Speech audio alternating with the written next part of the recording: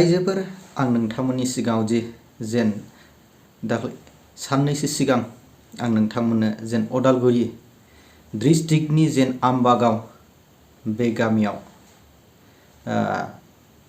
मोनसे चार्चखौ रमान केथलिक चार्चखौ सावनायनि जेन आं नोंथांमोननो होदोंमोन। निश्चय जे जोंनि गेजेरावबो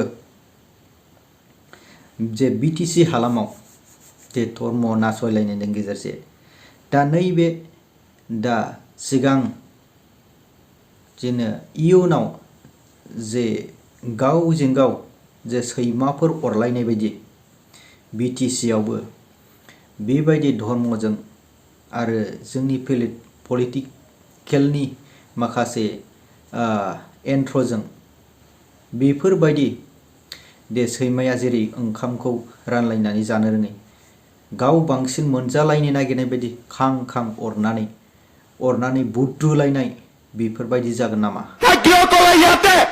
ইয়াতে আপোনালোকে ভুল কথা কিয় কলে? 40 ঘৰ মানুহৰ কথা কব আহে, 40 ঘৰ মানুহৰ কথা কব আহে। বৰপেটাত শংকৰদেৱ মাধৱদেৱ থকা জেগাখিনিত 40 জন অসমীয়া আছে আৰু সেইটো আপোনালোকে কব খোজে। মুখ খুলি নলব দেই, মুখ খুলি নলব, মুখ খুলি নলব, মুখ খুলি নলব, মুখ খুলি নলব। মই ইমানে কৈ আছো, 40 ঘৰ অসমীয়া মানুহ আৰু চেয়াৰমেন আলীয়ে কয় যে মই ৰক্ষণাবেক্ষণ দিছো। আজি অসমীয়াৰ ইমান দুৰৱস্থা হ'ল, আজি অসমীয়াৰ ইমান দুৰৱস্থা হ'ল, আপুনি ৰক্ষণাবেক্ষণ দিব লাগে, আপুনি ৰক্ষণাবেক্ষণ দিব লাগে। কোন হয় চেয়াৰমেন আলী?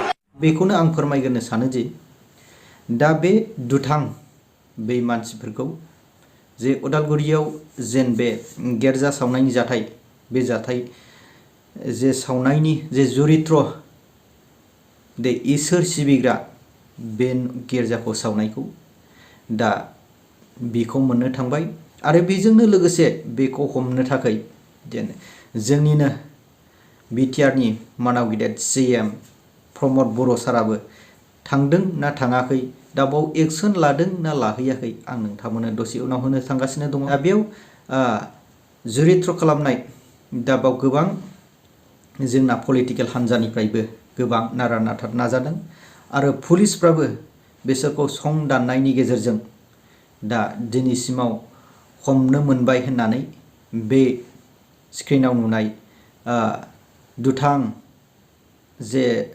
धर्मनि गेजेरजों जे नासयनायखौ दे निस्सय इसोरानो हमनानै होबाय होननानै आं सानो आरोखि।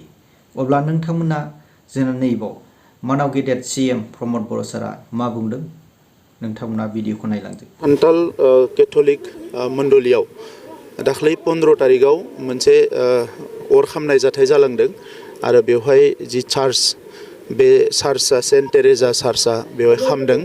दा बेखौ लानानै पुलिसा बिजिरगासिनो दङ जे बेवहाय सोर इनभल्भ जानो हानाय, सोर माबा मोनसे माबानो हानाय। दा बेनि सायाव इनभेस्टिगेशना सोलिगासिनो दङ।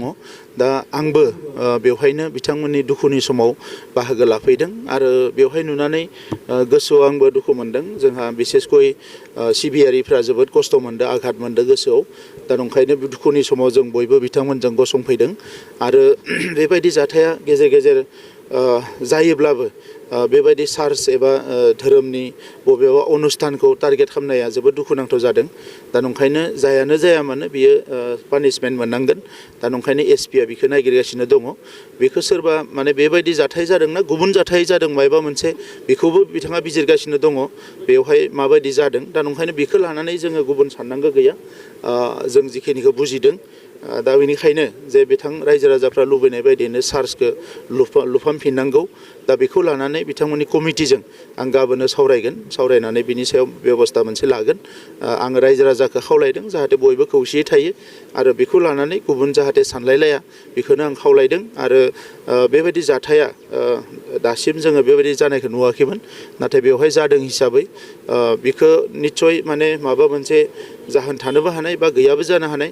दा बेखौ पुलिसनि सायाव जों 100% हगारदों, पुलिसा बेखौ बिजिरनांगौ होननानै।